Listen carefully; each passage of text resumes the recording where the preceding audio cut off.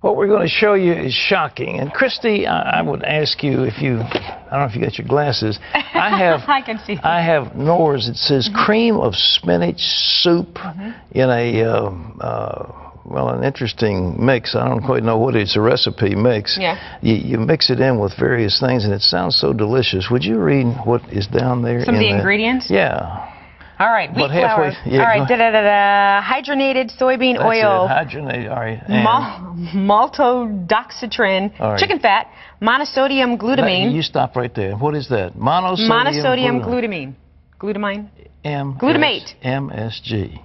Oh. That's what that is. Now, that's one type of soup. Here's another type of soup. Tomato and basil, it just sounds wonderful. You can mix chickens and stuff with it. And if you look at the label, it also has... Monosodium? You guessed it. I'll just say MSG. I can't say the whole monosoda. What is it? Monosodium glutamate, MSG. This one really gets me because I don't have any of these in my cabinet, but I do have that. Well, this is reduced sodium. It says, you know, the sodium in soup, one serving is about 870 milligrams. Yeah. But would you kindly read that one? I'm scared. That is Campbell's. All right. Well, okay, we have salt. It's funny because it's all reduced salt. Yeast extract, sodium chloride, monosodium glutamate. Campbell's, you give this to your kids. They advertise it for children. It's got MSG in it. Well, you know what gets me, Pat, is when I think of MSG, I instantly think of Chinese food. So if I stay away from Chinese food, then I'm safe from MSG. Well, I'll show you what it looks in its purest form. This has been sold since about 1909. Ajinom, whatever, it's Japanese. What is it? It's get a close-up. It's monosodium glutamate, and it says what you're supposed to do with it, where you're supposed to use it. You see, all those things you're supposed to. Well, it's in Chinese. I can't read it. What's the matter with you? I'm sorry, I thought you were in Chinese. No, I'm kidding. But it's for soups, it's for chicken, it's for various sauces, and many restaurants put this stuff in. Now, when you were pregnant with your child, did you eat a lot of this soup? Well, I can't say yes or no because I don't remember, but I'm thinking I did have it. I don't remember, which is maybe I did have the soup. But I'm serious, you know, this is really, really scary, and we do not understand the impact of MSG. From birth, child in the womb, if the mother, pregnant mother, has a lot of MSG food, eats Chinese and eats this other stuff, that child will have permanent impairment of the brain, according to some of these studies, and will grow up like 10 years old, stupid, not to mention fat. Well, the federal government is supposed to warn us about potentially dangerous food additives, but monosodium glutamate doesn't come with a warning label, even though it could lead to migraines, memory loss, Alzheimer's, and what I was talking about, birth defects, ADD, etc. In part 2 of our series on MSG, Galen Tethero looks at how this flavor booster could be damaging your brain. Your diet could be your brain's biggest enemy. Why? Consider this. Could the yogurt Granny eats send her prematurely into Alzheimer's? Could your baby's diet be putting the child on a path toward attention deficit disorder? Or could your daily soup slam you with migraines? Dr. Russell Blaylock says all those outcomes are possible because of the flavor enhancer known as MSG. All of those afflictions happen to lab animals that consume monosodium glutamate, and humans are much more sensitive, especially when consuming it over a lifetime. Instead of just giving a few doses early in life, we give it throughout the entire life of the animal. When we do that, we see dramatic damage to that animal's brain. Not just to the obesity centers, but to centers that control memory, learning, social interaction, social control. And pain. Terry Strauss was about 10 when the headaches began. I started having severe migraine headaches. The pain was just unbearable. There were many, many days I would come home from school, nauseous, sick. I would go straight to bed and just stay there until the next morning. That trauma continued through his teen years, with doctors suggesting he'd grow out of it. He didn't. Eventually, they put him on a drug. He could work, but it was far from a normal life. Things began to change when he saw a news program on MSG causing migraines. He began avoiding anything he knew might contain MSG. I noticed within a month that the headaches had subsided, that they were not there. They were not as severe when I did get them later. And my wife was amazed. She said, "You were right." She said, "We need to continue this." Headache specialist Dr. David Buchholz is certain MSG causes migraines for literally millions of people. That's exactly right. It's an excitotoxin, and it turns on this headache mechanism and makes you hurt like heck. An excitotoxin is any substance that overexcites cells to the point of damage, acting as a toxin. And there may be more to this public poison. MSG can directly worsen autism, attention deficit disorder, and hyperactivity. MSG can cause the brain to be miswired, especially in the womb in the first few years of life. That damage to brain connections can mess up nearly any aspect of brain function, from the control of hormones to behavior and intelligence. That's what happens with infant mice. After being fed MSG, they show no signs of mental damage until they're older and begin to fail at complex tasks. Bluntly put, they become stupid. And humans are 5 times more sensitive to MSG than mice. Infants even more so. Blaylock believes the entire education system suffers as a result, even the ability of students to get along with each other. But what about MSG's impact on brain afflictions in older adults? Blaylock says MSG may only be a contributing factor in starting brain diseases, but it definitely can make major neurological afflictions worse.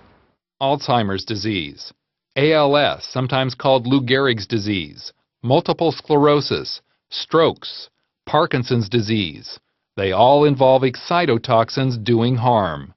Blaylock has written the only book on excitotoxins for the general public. He's updated that information in a book on health and nutrition secrets. He says the key is staying away from MSG, but that's not as easy as it sounds. It's in all sorts of commercially processed food products that wouldn't taste like much if they didn't have this flavor enhancer added to them. And it's not always labeled as MSG or monosodium glutamate. It's labeled as hydrolyzed protein or natural flavors, and you'd never suspect it. But Strauss does suspect it. He and his wife have learned the names that hide MSG. Learning how to do the grocery shopping, reading labels, knowing what types of food to choose, what types of food not to choose. Of course, any ingredient with the word glutamate, plus aspartame, autolyzed yeast, broth, caseinate, hydrolyzed proteins such as hydrolyzed soy. And for the public, Blaylock says there's a simple truth. Avoiding MSG could be the best thing you'll ever do for your brain. And he adds, don't be surprised when medical organizations and government agencies defend MSG as safe. He says they simply don't understand the complex vulnerability of the brain. Galen Tethrow, CBN News.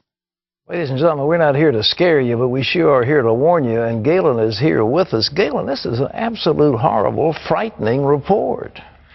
It is, and it's much worse than we originally thought. You know, years ago we discussed these topics, but the research is showing more and more problems, more and more areas of the body, and so everyone is vulnerable in a sense. Does MSG trigger an appetite response where people want to eat more food if it's flavored with MSG? Yeah, it does. There's basically a drug effect on the tongue, not a true flavor in a sense. And so they do want to eat more. And that's partly because of the direct taste effect. It's also partly what it does to the brain. Does the MSG make people fat directly, or is it because it triggers more desire to eat food?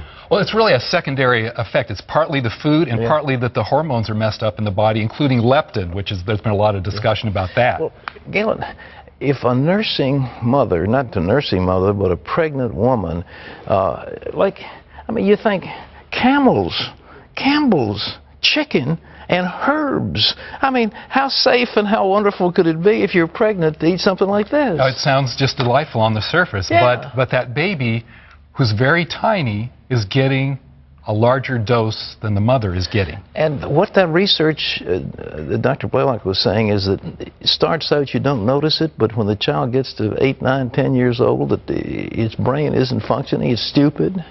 That's right. You don't notice these things because the child isn't faced with complex tasks. When they start speaking, when they start going to school, sometimes it's that late before you notice they can't do these complex tasks, as well, or sometimes at all. But the ADD, which is so prevalent today, they hit the kids with Ritalin, and that's supposed to be the answer. But is ADD caused by this, you think? It's part of the cause. Yeah. Because it can cause miswiring of the brain from early on, from the womb, in early age, and beyond. So I held this up, and we had a little hard time with the Japanese. Ajinomoto. Ajinomoto. Mm-hmm. Ajinomoto.